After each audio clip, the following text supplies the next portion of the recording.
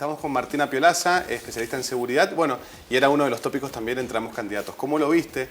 ¿Fue fructífero lo que discutieron a nivel seguridad y narcotráfico y demás, ambos candidatos, Martín?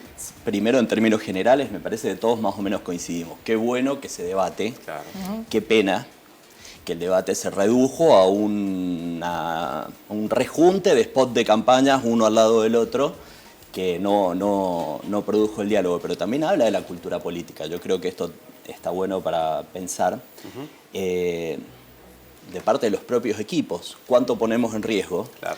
Y hasta qué punto tengo voluntad, a partir del riesgo, de exponer con más precisión y darle profundidad. Porque en el tema ahora sí específico de seguridad, cuando hemos visto, y esto es fácil de comprobar, cuando hay claridad respecto a las políticas, a los objetivos, a lo que se aborda, también baja la angustia, también baja el temor.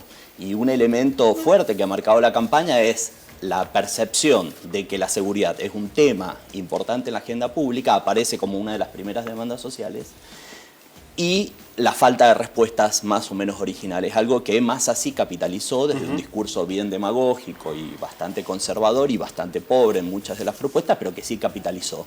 Y si tuviéramos que ver quién ganó en este tema, de alguna manera fue Massa en este panel. Claro, porque en su campaña era bastante preciso con respecto, por ejemplo, a las LEDs, no sé, algo que se me ocurra ahora, las LEDs de derribo. Era como bastante preciso, muy pobre en algunas cosas, pero estaba bien apuntado el tema narcotráfico y seguridad, cosa que en los candidatos que vimos recién en el debate no se profundizaba mucho, incluso cuando hablaban de alguna ley tampoco lo profundizaron demasiado, ¿no?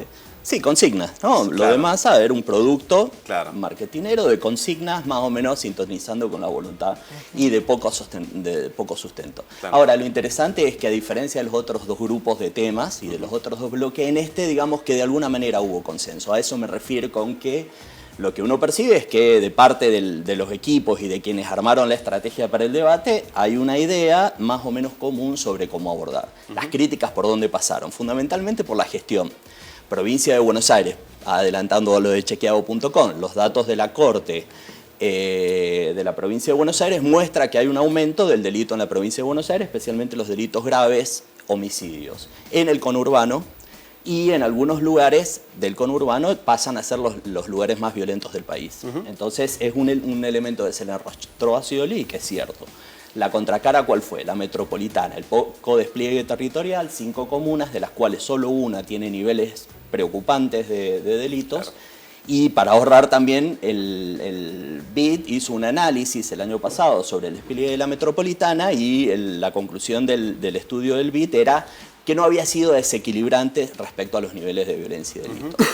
¿Dónde estuvo la originalidad que a mí me parece que marcó de alguna manera lo que cada uno aportó? Scioli habló de desarme, habló de adicciones como un tema de salud pública claramente y específicamente, y el tercer tema que me lo había anotado por aquí, mencionó también la extinción de dominio, que esto es como le quitas al empresario narco sus inversiones y la trasladás a otro tipo de función pública.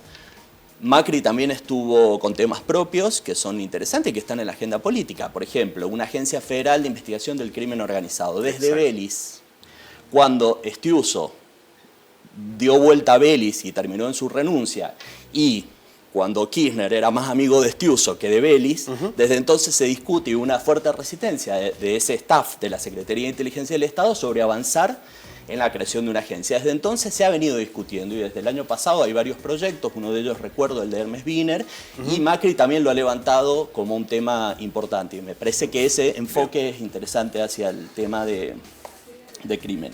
Y otro aspecto importante que puso, trascendental yo creo, es la vinculación entre el crimen organizado y la capacidad de corromper las estructuras políticas. Y nuevamente en el conurbano bonaerense hemos visto intendentes o exintendentes. La convivencia entre ambos, ¿no? La connivencia y cuando el dinero mal habido o del crimen organizado empieza a funcionar y empieza a financiar las actividades políticas, que son, me parece que cada uno aportó en diferentes matices sobre esto.